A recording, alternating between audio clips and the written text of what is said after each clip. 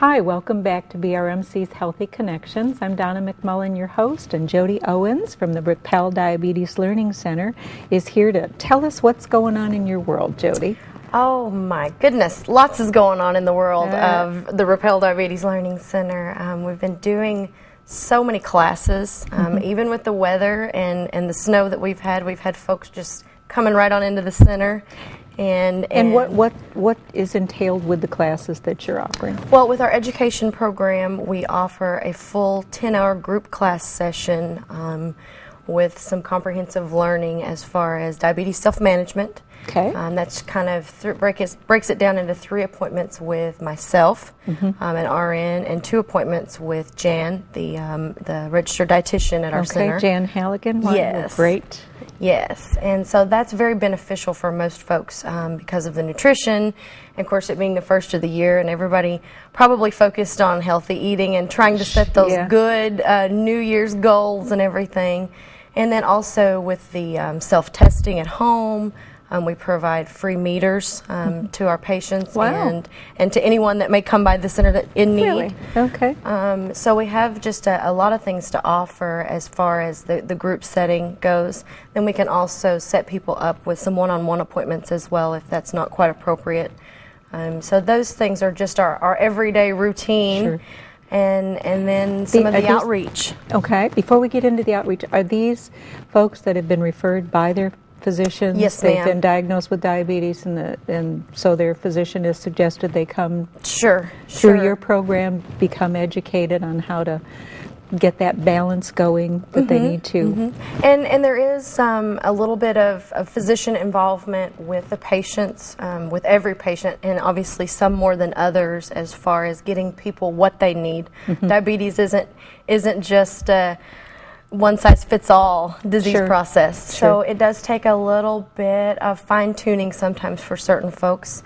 We do take a physician referral in order to communicate with that physician and to set people up with one-on-one needs that they might have.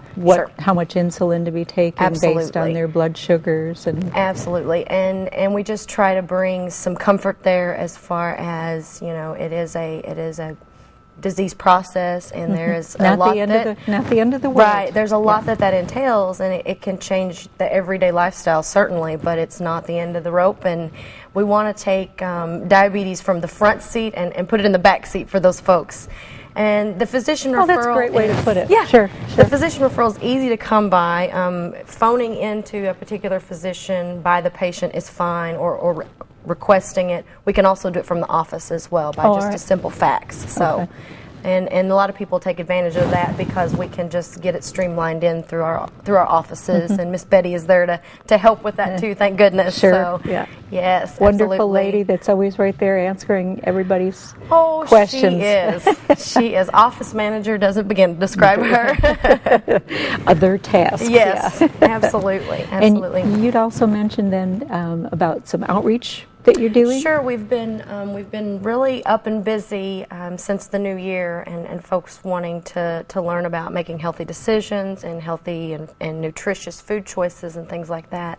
So we've been reaching out. I actually have been with the Silver Sneakers program this week, doing some work and some presentations about risk reduction and how to recognize those warning signs, how to recognize some of the signs and symptoms of type 2 diabetes, and what to do about that. Okay. What would some of those be? Some of the symptoms? The things that are most important to remember is with an excess of sugar or hyperglycemia, you see a lot of times just a general feeling of fatigue for no reason, just an overall kind of a rundown feeling. And then also with the high sugars comes an increased thirst because our brain is simply telling our body we need something to get some of this sugar out of the system. And unfortunately, and as we all know, when we increase our fluid intake, then we also increase our trips to the restroom, so that increased urination can be an early warning sign as well. And I strongly encourage anyone that's having any of those symptoms to get that checked out. And can be as simple as a blood test at the doctor's office. I was just going to say they can go to their physician and get a blood test. And if someone's not sure, you know, and they just would like to come by, we can obviously check their blood sugar there in the office with one of our little self meters. Okay. And do that, no problem, just to kind of give someone an idea of which direction to go. Yeah. And most of the time, I would like to say that is most beneficial to do first thing in the morning, just like at the doctor's office. Okay. On an empty stomach, of course. Yeah. So anytime that anybody would like to stop by, we'd be more than happy to assist someone in that as well. Okay, and the Rappel Diabetes Learning Center, I know, is open Monday through Friday, 9 to 4. Someone's Yes, ma'am. there. Yes, ma'am. And the facility provides just a general warm house environment, pretty laid back, and lots of stuff. Apple theme around there. Sure, and we keep a lot of good recipes on hand for some sugar-free items, of course, and just general information there. But the other thing that's very nice is if I'm not in the office, a lot of times my volunteers are very active, and most of them either have diabetes themselves or live with a spouse or loved one with diabetes. So they can even offer some assistance in that. First-hand knowledge. Sure. And a lot of them know how to run a meter, you know, so that's even very beneficial if there's just some general questions about that. So it is, and we're located right across the street from the Emergency Center entrance at BRMC here in Mountain Home. At the back of that large parking lot next to the Pikes Cancer House.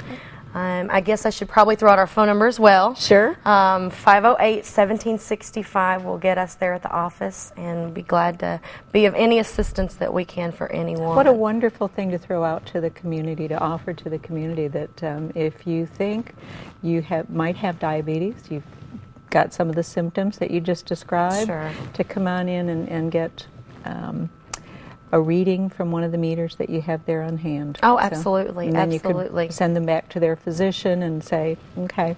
This may be an indication of something else that's going on, and it may not, and a lot of times that can put people's mind at ease to focus on other things as well. So find out what is going on. Right. What do we need to pay attention to? Sure, sometimes it's a simple game of narrowing it down a lot of times, and so we can just be there. And I kind of like to think of us as sort of a liaison between the patient and the physician a lot of times.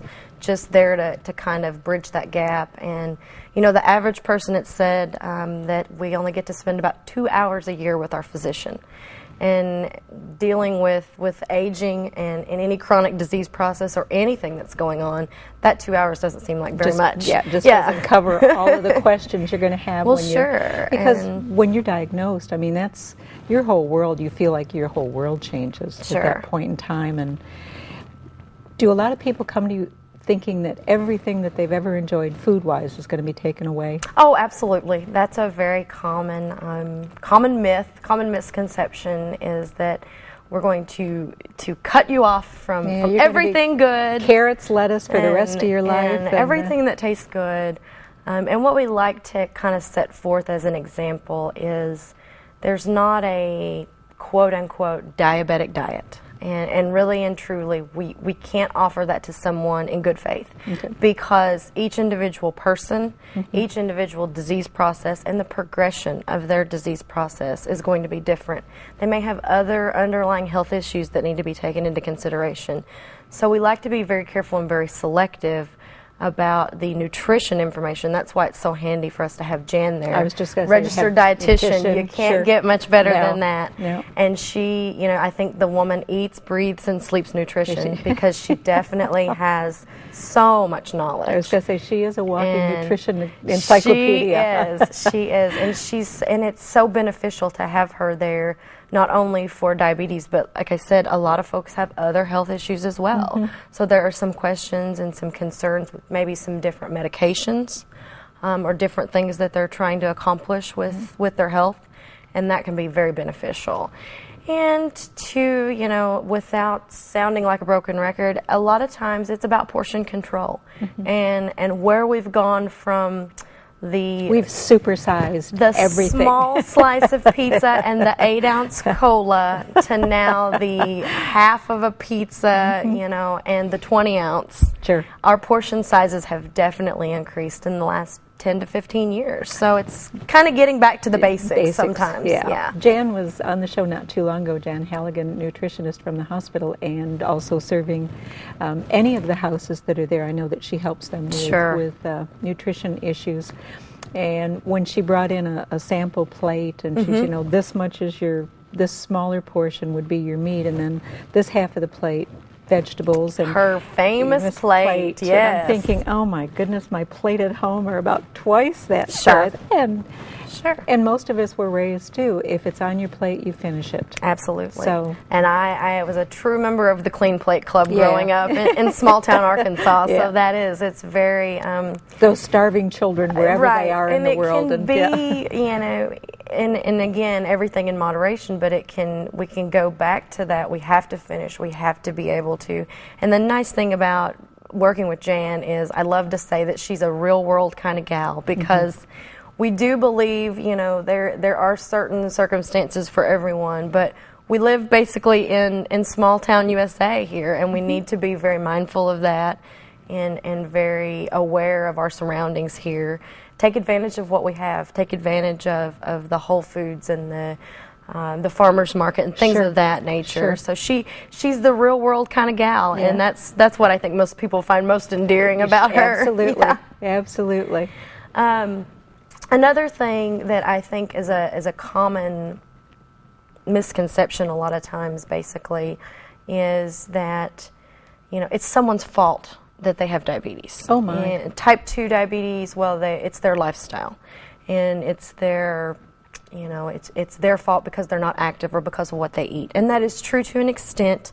Yes, lifestyle has a lot to do with our type 2 diabetes, but it's also, there are some genetic implications as well that obviously we don't have any control over. So let's pursue that a little bit further. Sure. As soon as we come back from this break, okay, I want to hear more about the type 2 diabetes. Absolutely. And we'll bring in the statistics, some of them from obesity that's going on in our country, and some of those factors that I'm certain are part of diabetes.